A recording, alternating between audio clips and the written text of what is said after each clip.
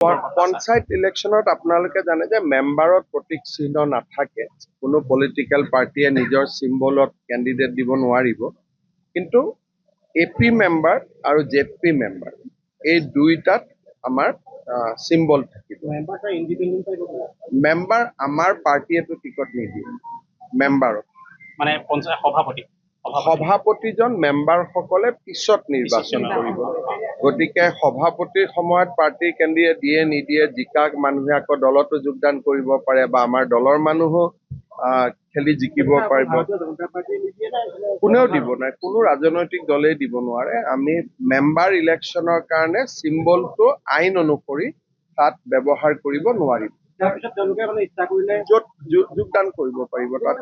এইটো for the first time যাতে পঞ্চায়তক আমি তৃণমূল পৰ্যায়ৰ পঞ্চায়তটোক ৰাজনীতিৰ পৰা আমি মুক্ত কৰি ৰাইজৰ কাৰণে সমাজৰ যিবিলাক মানুহে এটা অগ্ৰণী ভূমিকা ল'ব পাৰে। বহুত মানুহে পঞ্চায়তৰ কাম কাজক সমালোচনা কৰে। এইবাৰ তেওঁলোকে নিজেই নিৰ্বাচনত উঠিব পাৰিব আৰু নিজে গোটেই ব্যৱস্থাটোৰ অংশ হ'ব পাৰিব। মইতো বাৰে বাৰে আহ্বান কৰি আছো যে এইটো এটা সুযোগ। আমি লিখা পঢ়া কৰি ফেচবুক ছ'চিয়েল মিডিয়াত লিখা পঢ়া কৰিলে সমাজৰ পৰিৱৰ্তন নহয়। সমাজৰ যিসকলে পৰিৱৰ্তন বিচাৰে তেওঁলোকে নিজে যেতিয়া ব্যৱস্থাটোৰ অংশ হ'ব তেতিয়াই সমাজৰ পৰিৱৰ্তন হ'ব।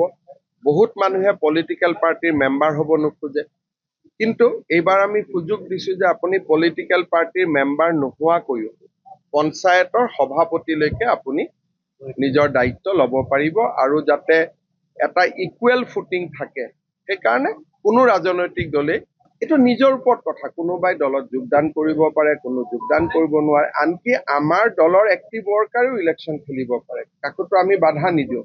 এজিপি, বিজেপি, কংগ্ৰেছৰ এক্টিভ ৱৰ্কাৰেও খেলিব পাৰে আৰু ইলেকশ্যন খেলিবৰ কাৰণে তেওঁলোকে ৰাজনৈতিক দল পদত্যাগ কৰি খেলিব নালাগে।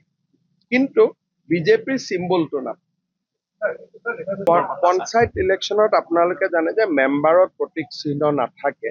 কোনো পলিটিকেল পাৰ্টিয়ে নিজৰ চিম্বলত কেণ্ডিডেট দিব নোৱাৰিব। কিন্তু এপি মেম্বাৰ আৰু জেপি মেম্বাৰ এই দুইটাত আমাৰ চিম্বল থাকিব। মেম্বাৰ আমাৰ পাৰ্টিয়েতো টিকট নিদিয়ে মেম্বাৰত, মানে পঞ্চায়ত সভাপতিজন মেম্বাৰসকলে পিছত নিৰ্বাচন কৰিব। গতিকে সভাপতিৰ সময়ত পাৰ্টিৰ কেণ্ডিডেট দিয়ে নিদিয়ে, জিকাক মানুহে আকৌ দলতো যোগদান কৰিব পাৰে বা আমাৰ দলৰ মানুহো খেলি জিকিব পাৰিব। কোনেও দিব নাই, কোনো ৰাজনৈতিক দলেই দিব নোৱাৰে। আমি মেম্বাৰ ইলেকশ্যনৰ কাৰণে চিম্বলটো আইন অনুসৰি তাত ব্যৱহাৰ কৰিব নোৱাৰিম। য'ত যোগদান কৰিব পাৰিব তাত।